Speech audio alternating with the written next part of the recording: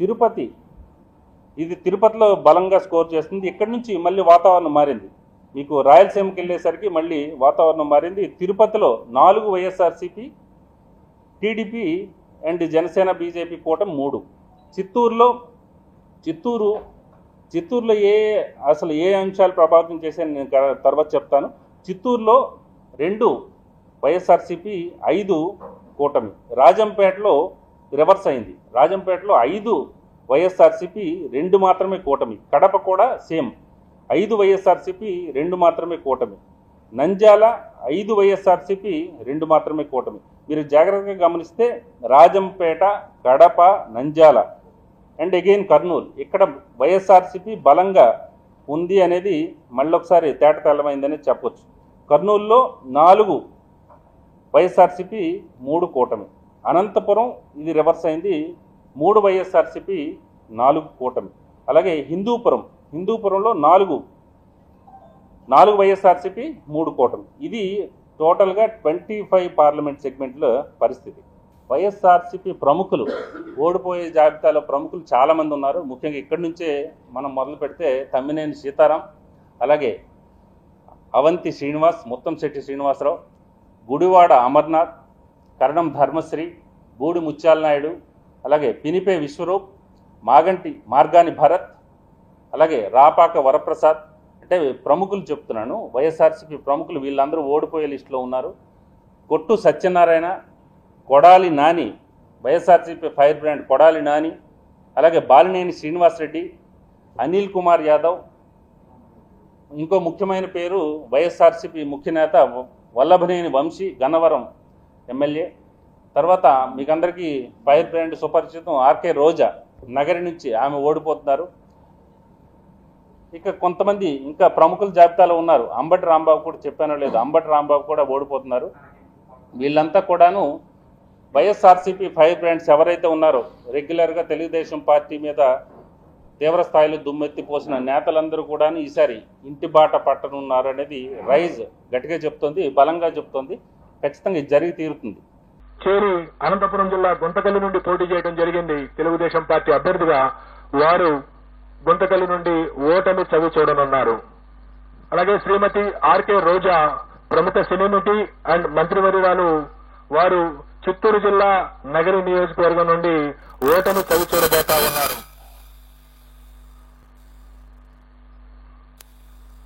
అలాగే మరికొన్ని కీలకమైనటువంటి నియోజకవర్గాల యొక్క ప్రస్తావన కూడా చేయాలి. అచ్చెన్నాయుడు గారు, తెలుగుదేశం పార్టీ యొక్క రాష్ట్ర అధ్యక్షులు, ఆంధ్రప్రదేశ్ అధ్యక్షులు, వారు టెక్కలి నియోజకవర్గం నుండి స్వల్ప ఆధిక్యతతో విజయం సాధించబోతా ఉన్నారు. అలాగే వల్లభనేని వంశీ గత 2 సంవత్సరాలుగా కొన్ని వివాదాల కారణంగా ప్రముఖంగా వార్తల్లో వ్యక్తిన వ్యక్తి, గన్నవరం నుండి శాసనసభ్యుడిగా ప్రాతినిధ్యం వహిస్తా ఉన్నారు. ఈసారి కూడా వల్లభనేని వంశీ గన్నవరం నుండి గెలుపొందనున్నారు. అలాగే తమ్మినేని సీతారాం గారు ఆముదాల వలస నుండి ప్రాతినిధ్యం వహిస్తా ఉన్నారు. వారు ఆంధ్రప్రదేశ్ శాసనసభ స్పీకర్ గా ఉన్నారు.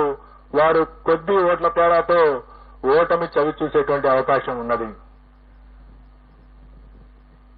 అలాగే రఘురామకృష్ణరాజు గారు, కనుమూరి రఘురామకృష్ణరాజు గారు ప్రస్తుతం నర్సాపురం నుండి ఎంపీగా ఉంటూ ఇటీవల తెలుగుదేశం పార్టీలో చేరి ఉండి నుండి శాసనసభకు పోటీ చేయడం జరిగింది. వారు ఉండి నుండి గెలుపొందబోతా ఉన్నారు. అలాగే బూడి ముత్యాల నాయుడు గారు, వారు ప్రస్తుతం ఆంధ్రప్రదేశ్ ఉప ముఖ్యమంత్రిగా ఉన్నారు. వారు అనకాపల్లి నుండి, గతంలో వారు మాడుగుల నుండి శాసనసభ్యులుగా ఉన్నారు. ఈ ఎన్నికల్లో అనకాపల్లి నుండి పార్లమెంటు సభ్యులుగా పోటీ చేస్తున్నారు. వారు భారతీయ జనతా పార్టీ అభ్యర్థి సీఎం రమేష్ చేతిలో ఓటమి చవిచూడనున్నారు. అలాగే వైఎస్ఆర్ కాంగ్రెస్ పార్టీ యొక్క ముఖ్య నాయకులు శ్రీ విజయసాయిరెడ్డి గారు, వారు నెల్లూరు పార్లమెంటు నుండి పోటీ చేయడం జరిగింది. వారు నెల్లూరు పార్లమెంటు నుండి ఓటమి చవిచూడబోతా ఉన్నారు. రాష్ట్రంలో హోరాహోరీ పోటీ జరిగినటువంటి పార్లమెంటులో అమలాపురం పార్లమెంటు, రాజమండ్రి పార్లమెంటు, నర్సరావుపేట పార్లమెంటులో ఫలితం కేవలం 2 లేదా 3 శాతానికి లోబడి ఉండబోతా ఉంది. ఈ విధంగా రాష్ట్రంలో ఉన్నటువంటి 4 రాజకీయ పార్టీల యొక్క ముఖ్య నాయకుల యొక్క గెలుపు ఓటముల్ని మనం చర్చించుకున్న తర్వాత ఈ ఎన్నికల్లో కీలకమైనటువంటి అంశాలను కూడా నేను ప్రస్తావించవలసి ఉంటుంది. తెలుగుదేశం పార్టీ గత 5 సంవత్సరాల నుండి ప్రతిపక్షంలో ఉన్న కారణంగా గత ఎన్నిక చిత్తూరు ఆ తిరుమలేశుని మేము కోరుకునేది ఏంటంటే ప్రతిసారి మా నెంబర్లో కరెక్ట్గా పడాలి స్వామి, కరెక్ట్గా ఉండాలి, మేము కరెక్ట్గా చేయాలని ఆయన వెంకటేశ్వర స్వామి దయ వల్ల మేము ఇప్పుడు ఓవరాల్ కాన్ఫిడెంట్గా చెప్పేదంటే 14 నియోజకవర్గాల్లో కేవలం 3 చోట్ల మాత్రమే చిత్తూరులో క్లియర్ కట్గా ఇక్కడ గెలుస్తుంది అవకాశం ఉంది అనే నియోజకవర్గాలు ఓవరాల్ చిత్తూరులో 14లో 3 చోట్ల మాత్రమే కాన్ఫిడెంట్గా చెప్పగలుగుతున్నాం. ముందుకు వచ్చి వెనక్కి తీసుకునే ఆప్షన్ లేదు. సో 14 చోట్ల 3 చోట్ల మాత్రమే క్లియర్గా కనబడుతుంది సార్. నెక్స్ట్ అండి, టీడీపీ పోటీ చేస్తున్నటువంటి 13 నియోజకవర్గాల్లో తప్పబడింది సార్.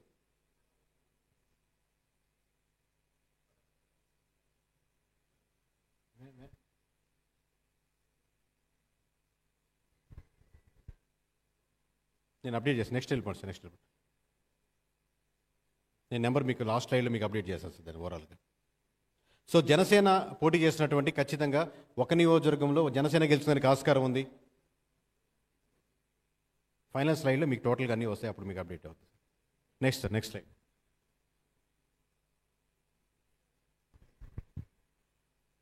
సో ఓవరాల్గా వైఎస్ఆర్సీపీ పోటీ చేస్తున్నటువంటి 175 నియోజకవర్గాల్లో సింగిల్ నెంబర్ చెప్పు కేకే అంటే 14 నియోజకవర్గాల్లో ఖచ్చితంగా వైఎస్ఆర్సీపీ గెలుచుకోవడానికి ఆస్కారం ఉంది. ఈ 14 చోట్ల మాత్రమే వైఎస్ఆర్సీపీ గెలుచుకోవడానికి ఆస్కారం ఉంది అని క్లారిటీగా ఖచ్చితంగా చెప్తాం సార్. తర్వాత మీకు ఎక్స్ప్లెయిన్ చేసినప్పుడు ఏ నియోజకవర్గాలు ఇండివిజువల్గా మేము ఎక్కడ సానుభూతిగా ఉన్నాం, ఎక్కడ పాజిటివ్గా వేసే వైఎస్ఆర్సీపీకి ఎక్కడ ఖచ్చితంగా గెలుస్తుందని ఈ మొత్తం చెప్తాం. సో ఓవరాల్గా నెంబర్స్ నోట్ చేసుకోండి. 175 నియోజకవర్గాల్లో కేకే అనేవాడు ఏం చెప్తున్నాడు, కేకే సంస్థ నుంచి కేకే సర్వేస్ నుంచి ఏం చెప్తుందో వైఎస్ఆర్సీపీ మొత్తం పోటీ చేసినటువంటి 175 నియోజకవర్గాల్లో ఒక్క నియోజకవర్గం కూడా వేరే వాళ్ళకి ఇవ్వలేదు, వేరే పార్టీతో పొత్తు లేదు, సింగిల్గా వచ్చింది. 175 నియోజకవర్గాల్లో 14 చోట్ల వైఎస్ఆర్సీపీ గెలిచేదానికి ఆస్కారం ఉందండి.